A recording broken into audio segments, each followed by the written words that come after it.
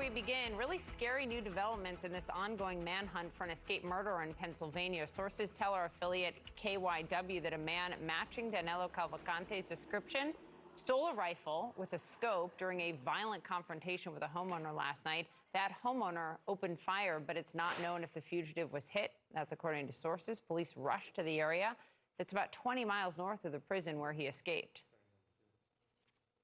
Well, people in the area were warned to lock their doors and stay inside. The local school district decided to close today. We're expecting a police news conference in just over an hour from now. Joining us now is Scott Duffey, a retired FBI special agent who now serves as the co-director of Wilmington University's Criminal Justice Institute. He was involved in an 18-day manhunt for a convicted killer who escaped a Pennsylvania prison back in 1999. I appreciate your time. I'm trying to get a sense right now, given these fast-moving developments, the suspect now being armed with a weapon. How does that change the dynamic for law enforcement? So that changes everything. And good morning to both of you, Phil and Poppy. So what we had before, it lasted about 11 days, was a dragnet. So he escaped prison.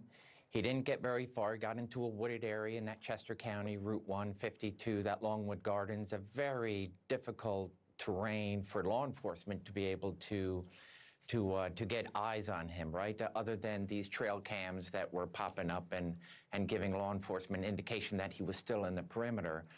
And then after about 11, 12 days, he breaks that perimeter. It's not shocking, it's disappointing, but it is part of the fugitive game where, you know, it's a cat and mouse game.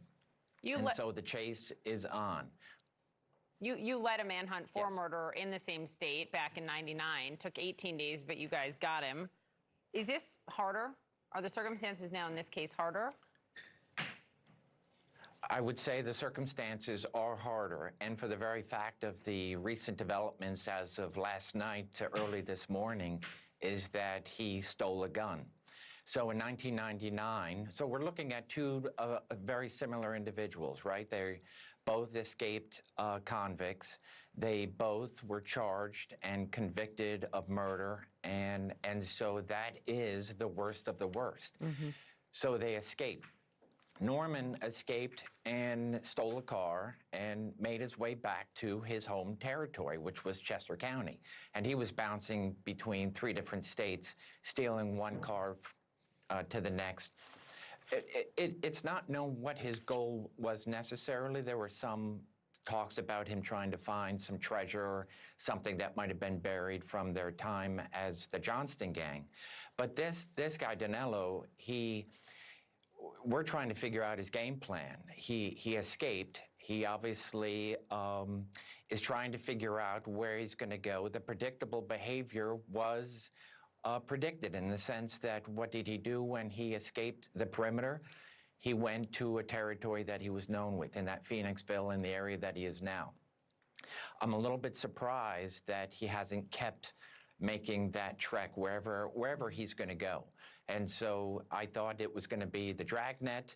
Then he broke free, and so now law enforcement pulls back, and an investigation takes place where they pretty much go to family, friends, associates, known locations, whatever he was doing in the short time he was in the Chester County prison, whoever he was communicating with. Those would be things that law enforcement would be looking at. Right. Now, if the reports are true that he's obtained a gun, it's a absolute different game. There's a fight, there's flight. He did the flight, and now it looks like he's trying to put up a fight. This does change the way things are happening. Scott, before we let you go, the idea of a game plan, do you think he has one? The movements seem to have been kind of so divergent, not necessarily following any form or pattern. Do you think he has a game plan here? He has a short-term game plan, and so he succeeded in his 12 days within that perimeter that was always changing. Law enforcement is on top of this, but we are talking about trees and grass and unlocked doors that are unending. And so he has a game plan, and that game plan is to stay out. And so when you have that short-term game plan and now retrieving a gun, he doesn't look like he's trying to flee the area. Otherwise, he would keep making a north-south, whatever he believed was a way to continue to escape law enforcement. But now breaking into a house or a shed, wherever he got this gun, and arming himself, it appears to me that his game plan is now to fight. And whatever that fight is going to be, law enforcement is going to bring that fight to him.